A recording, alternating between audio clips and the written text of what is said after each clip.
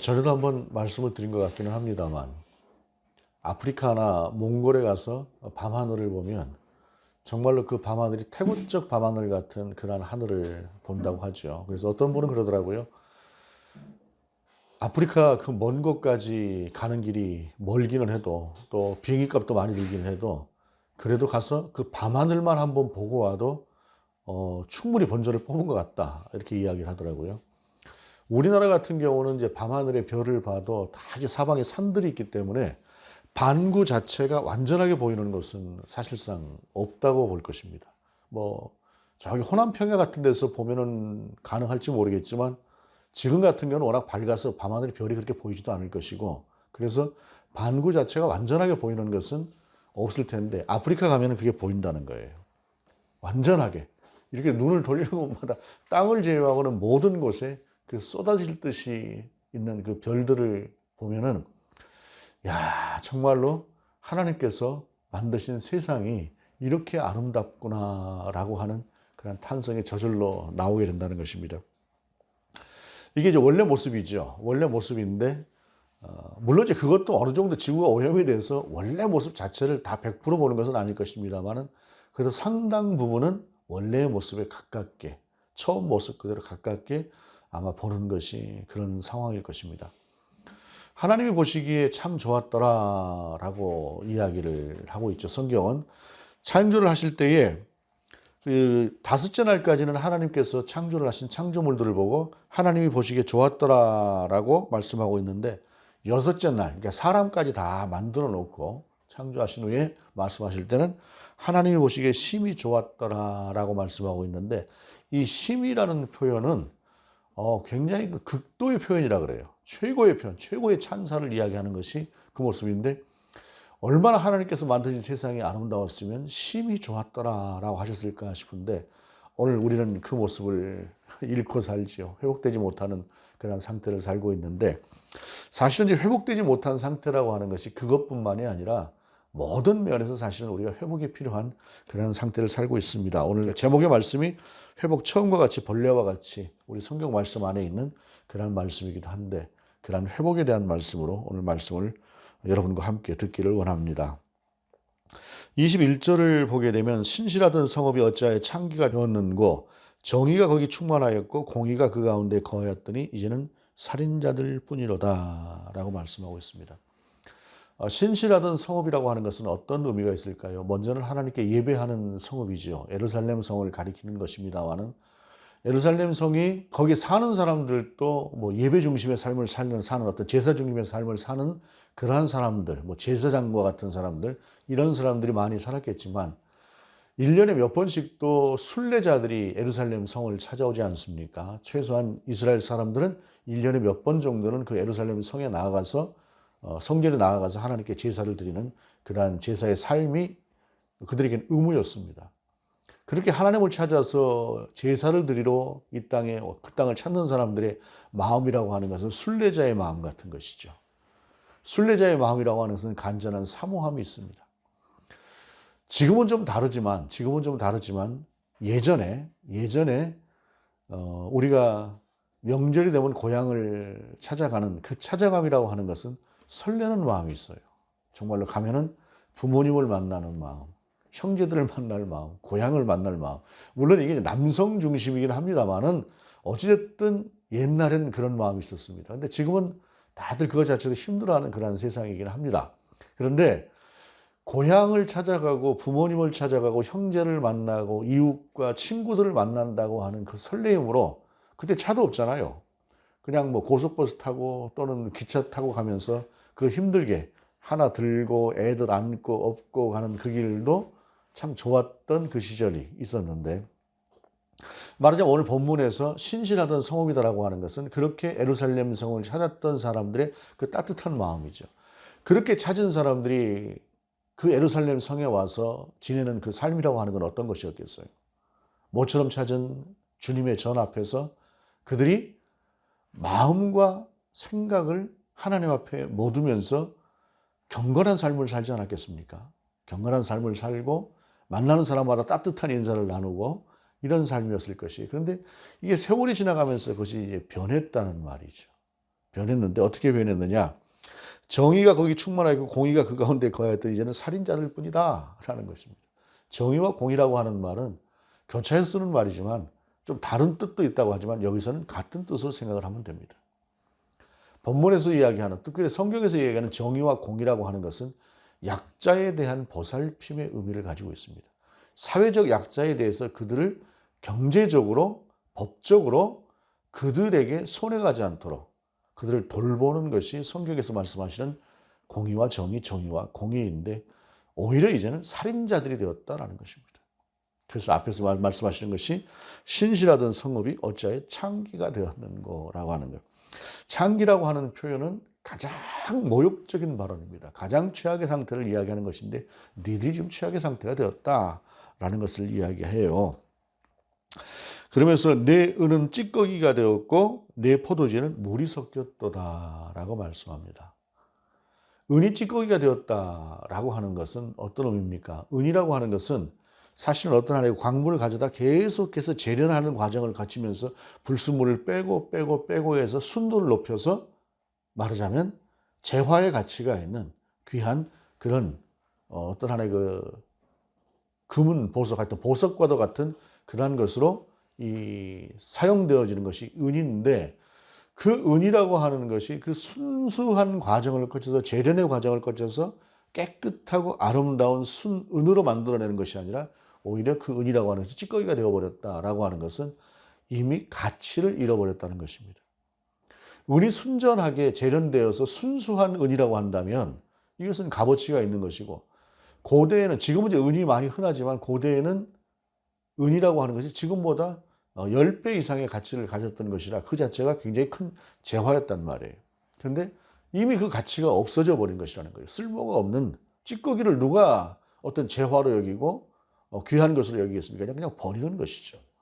포도주에 물이 섞였다라고 하는 것은 이 물에 대해서 먼저 우리가 생각을 해야 돼요. 이스라엘의 물이라고 하는 것이 마실 만한 물이 그렇게 흔하지 않습니다. 유럽을 가게 되면 우리나라에는 좀 흔한 비데라고 하는 것이 없어요.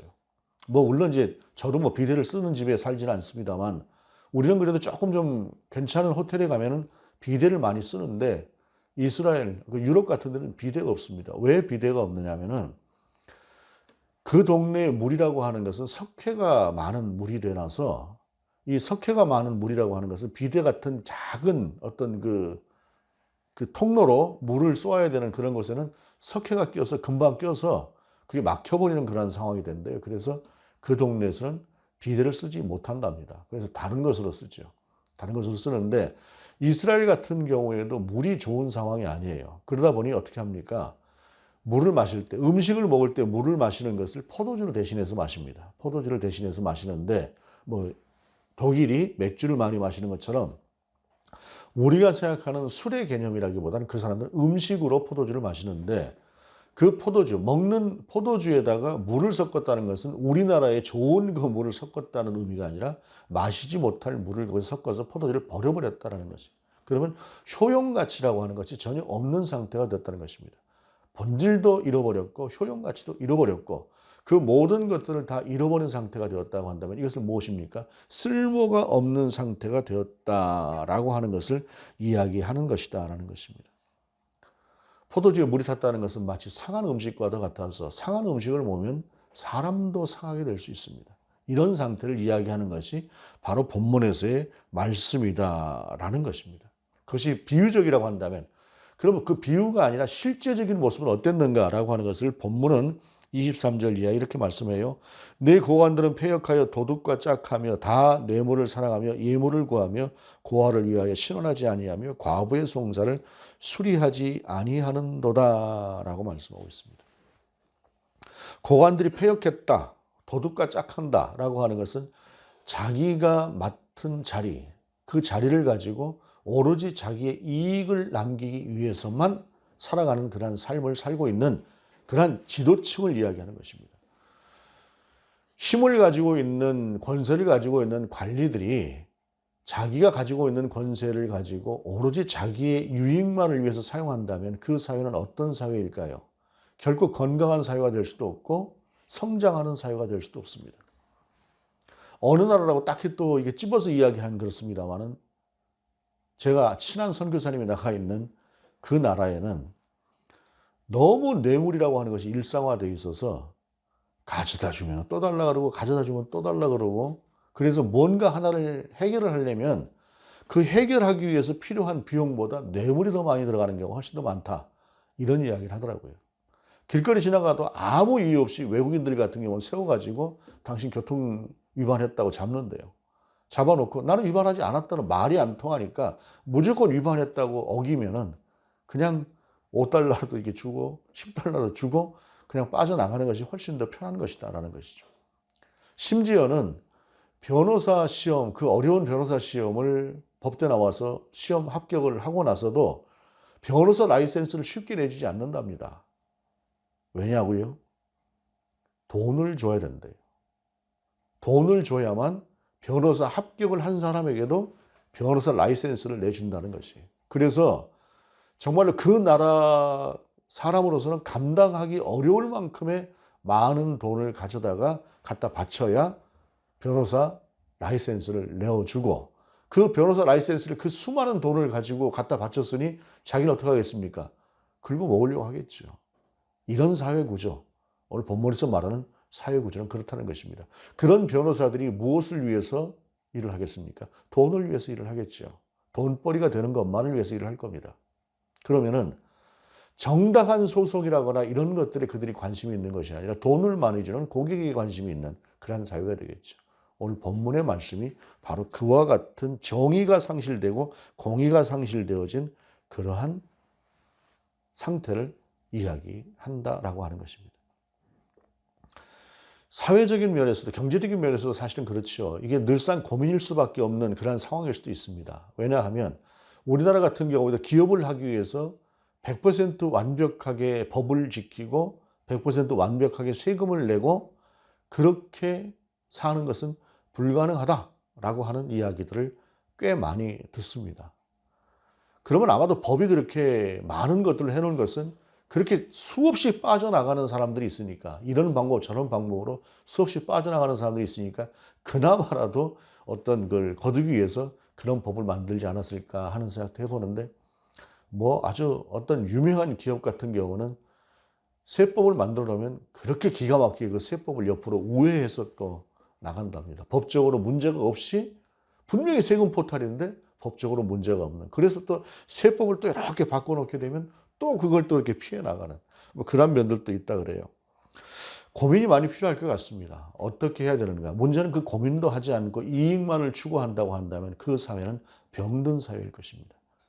그런 사회 속에서 그래도 어떻게 할 것인가라고 하는 것. 특별히 약자를 돌보고 약자를 생각하고 그들에게 최소한의 것이라도 공급할 수 있는, 그들을 돌볼 수 있는 그러한 정신을 가지고 있지 않고 오직 이익을 남기는 것만이 전부라고 한다면 그 사회는 이미 본문 속에서 말씀하시는 은이 찌꺼기가 되었고 포도주는 물이 섞였고 그들은 창기가 되었고 살인자가 되었다라고 하는 그러한 말씀과 같을 것이라는 것입니다. 우리가 사는 사회를 한번 돌아볼 필요가 있을 것입니다.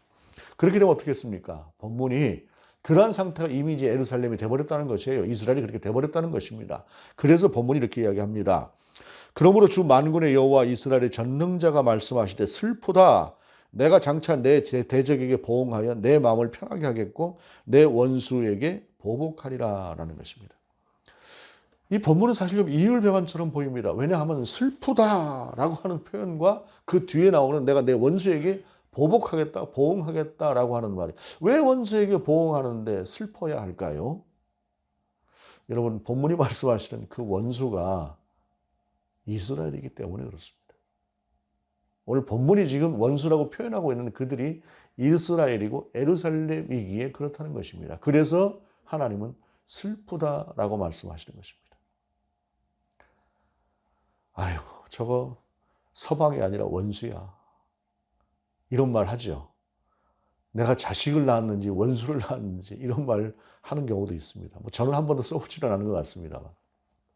이러한 표현들이 있을 때에 그 원수라고 하는 표현이 진짜 원수는 아니지 않습니까?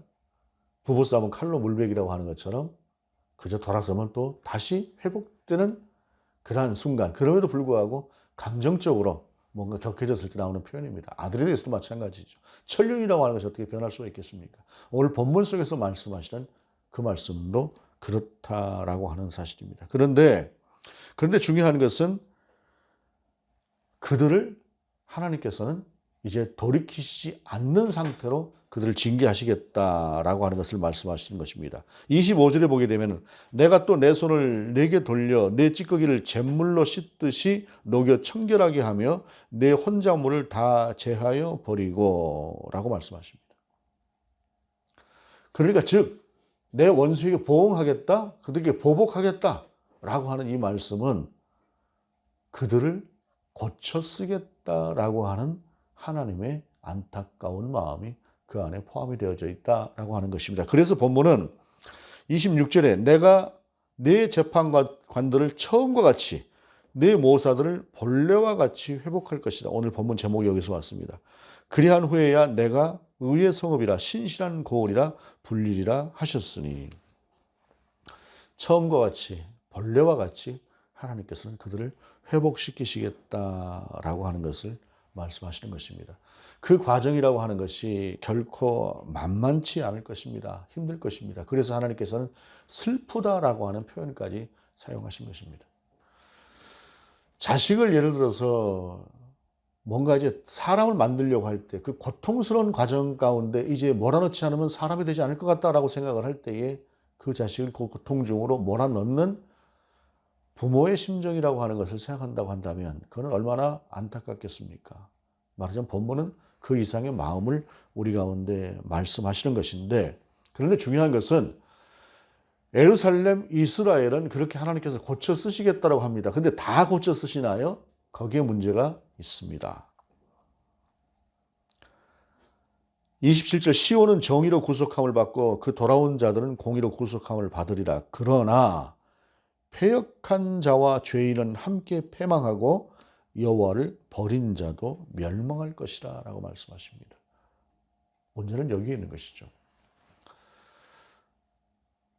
예수님을 3번 부인했던 베드로는 다시 기회를 얻었습니다. 그리고 그는 주님의 수제자가 되었습니다. 초대교회 전체를 이끌어가는 초대교회의 최고의 영적인 지도자가 되었습니다.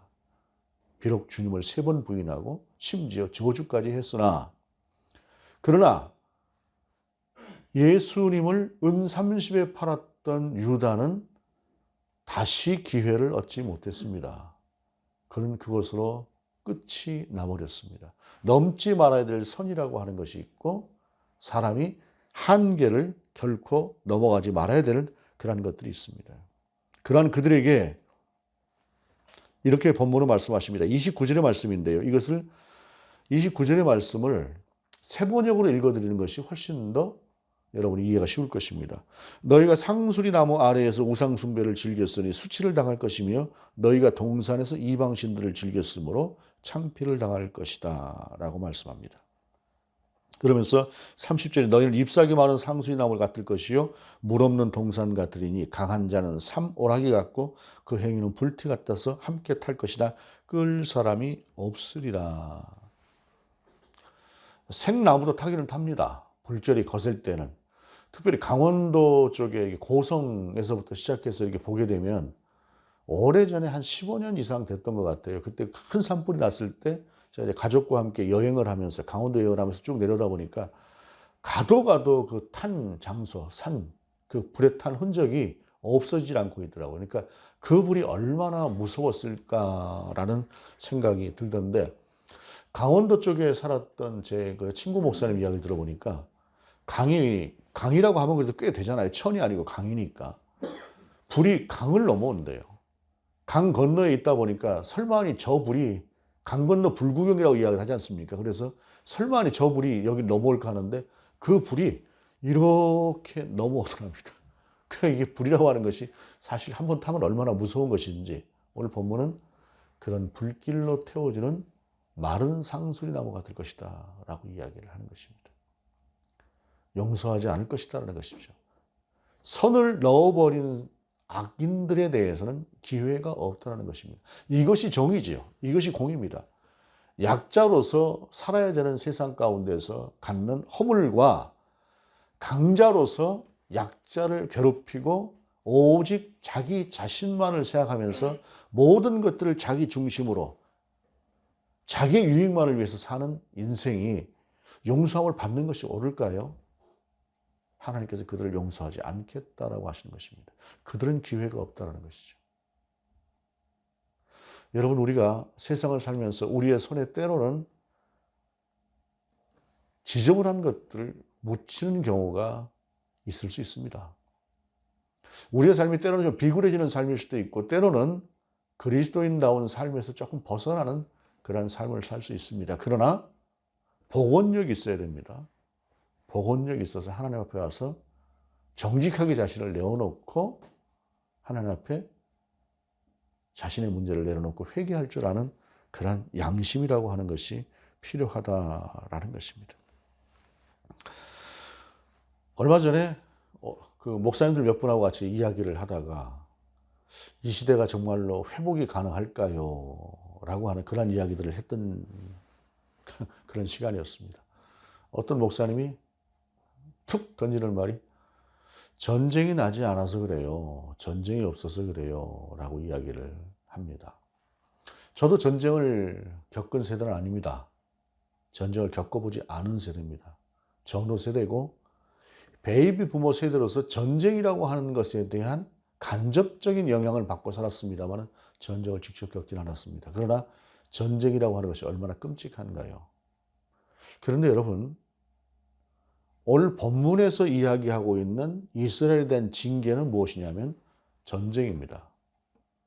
전쟁도 그저 맞잡고 싸우는 정도의 전쟁이 아니라 참혹하게 끌려가야 되는 그러한 전쟁을 본문은 이야기하시는 것입니다. 그것이 궁극의 전쟁에 이 본문의 말씀이 역사적으로 이루어질 것들에 대한 그러한 말씀이 바로 그 전쟁에 관한 것입니다. 그런데 중요한 것은 이사야가 지금 이렇게 본문의 말씀, 오늘의 말씀을 선포하고 있는 그 시기를 보게 되면 참 우리가 다시 생각할 수 있는 것들이 있습니다. 그것은 무엇이냐면 이사야가 우시야 왕이 죽던 해에 부름을 받았습니다. 그래서 6장 1절에 나옵니다만 본문 앞쪽에 있는 말씀도 그와 관련되어서 어떤 하나의 서원처럼 이야기를 하는 것으로서 실제로 이사야가 그 부름을 받았던 것은 우시야 왕이 죽던 해인데 그때로부터 이스라엘이 망하게 되는, 그러니까 남쪽 유다 왕국이 망하게 되기까지는 150년 이상의 시간이 흘러갑니다. 그러면 하나님께서는 150년 전에 이미 이스라엘 가운데 이와 같은 내가 용서하지 않을 것이다, 내 원수에게 보호할 것이다 라고 하는 말씀까지 주셨다면은 그 150년의 세월이라고 하는 것은 주님께는 기다림의 시간이었을 것입니다. 하나님께는. 그리고 회복에 대한 바람의 시간이었을 것입니다.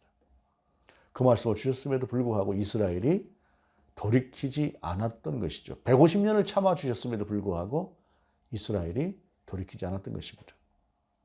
이 말씀, 이사야가 하나님의 부르심을 받고 말씀 선포를 시작한 이후로 20년쯤 지나서 북왕국이 아수리에 의해서 망합니다. 그 상황을 보고도 이스라엘이 제대로 돌이키지 않습니다. 결국에는 그들로 인해서 망하게 되는 것인데, 그럼 본문에서 말씀하고 있는 이 회복이라고 하는 것은 어떤 회복을 말씀할까요? 그들이 맞았으나 다시 돌아오게 할 것에 대한 회복의 말씀도 이 안에 있습니다만 그것이 진정한 회복은 되지 못할 것입니다. 그럼 진정한 회복이라고 하는 것은 어떤 것일까요? 우리 주님이 만들어 놓으신 길입니다.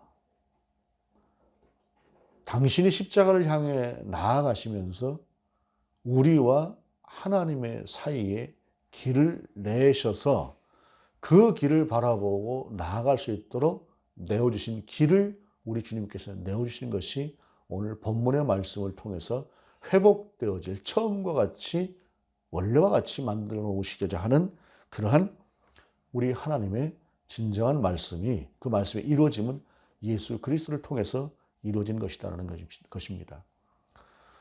우리 주님께서 2000년 전에 예루살렘 성에 입성하실 때 많은 사람들이 호산나 호산나 종려나무를 들고 외쳤습니다. 근데 그들의 외침은 어떤 외침이었을까요? 그들이 왜 주님을 환영했을까요?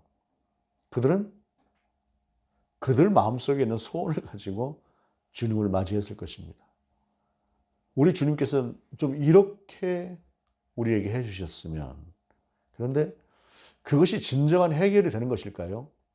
150년의 역사를 두고 하나님께서 끝없이 선지자를 내어줘도 우리 주님의 말씀처럼 너희는 선지자들을 죽인 자들이라고 말씀하시지 않습니까? 그것이 이스라엘이 보여준 역사였습니다. 그것으로서는 결단코 한 번은 회복될 수 있으나 원래와 같이 본래와 같이 처음과 같이 회복될 수는 없는 것이기에 인간은 그것이 불가능한 존재이기 때문에 우리 주님께서 십자가에 달려 죽으심으로 말미암아 그 길을 내신 것이라는 것입니다. 가능성의 길을 내어주신 것이고 사는 길을 내어주신 것이지 그 자체로 100% 살리신 것은 아니다라고 하는 것을 우리가 기억할 필요가 있습니다. 예전에 우리가 가르쳤던, 우리 교회가 또 이전에 목사님들이 가르쳤던 것은 우리가 하나님 앞에서 예정되고 구원을 받았으니 우리의 구원은 100% 완전한 것이다 라고 가르쳤습니다. 예정이라고 하는 것.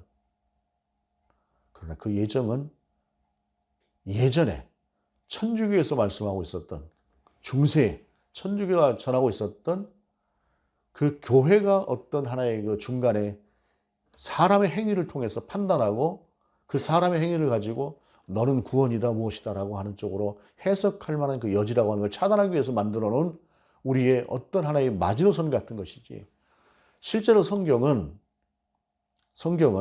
우리 가운데 우리의 삶이 하나님을 향해 있는가 있지 않는가가 우리의 신앙에 포함이 되는 것이지, 단 한 번 우리 주님을 내가 시인하고 고백합니다 라고 하는 것으로 우리의 구원을 완성한다고 성경은 절대로 말씀하고 있지 않습니다. 그것은 오래된 우리의 오해입니다. 성경은 분명히 말씀하고 있습니다.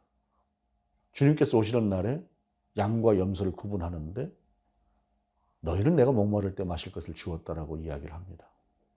그러나 너희는 내가 병들었을 때 돌아보지 않았다고 이야기를 합니다. 이것이 무엇인가요? 그들도 주님의 이름으로 사역을 감당했으나 우리 주님께서 모르신다고 말씀하고 있는 이 사실을 우리가 너무 오랫동안 잊고 있었던 것입니다. 우리에게 필요한 것은 무엇입니까?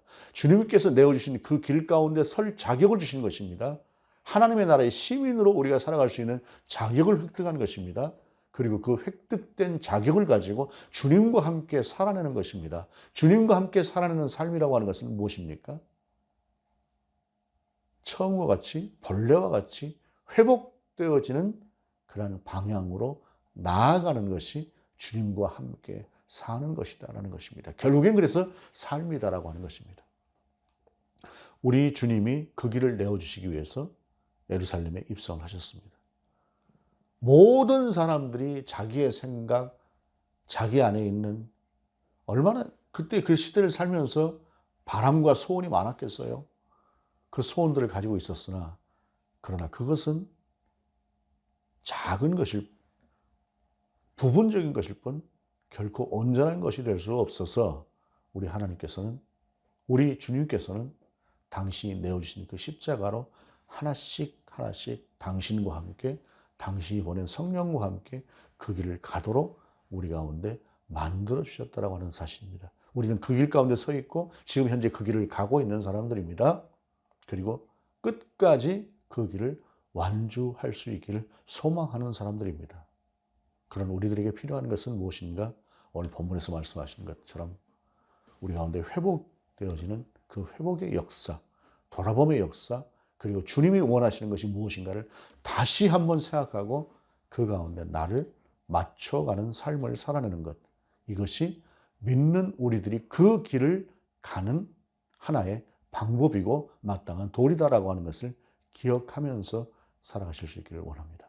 우리 주님께서 놓으신 그 길을 향해서 바로 그와 같은 자세로 성령과 함께 살아낼 수 있는, 하나님의 뜻을 이루어드릴 수 있는 저와 여러분 될 수 있기를 원합니다. 우리는 그 길에 서 있는 은혜를 입은 사람들입니다. 그것을 값없이 받은 사람들이죠.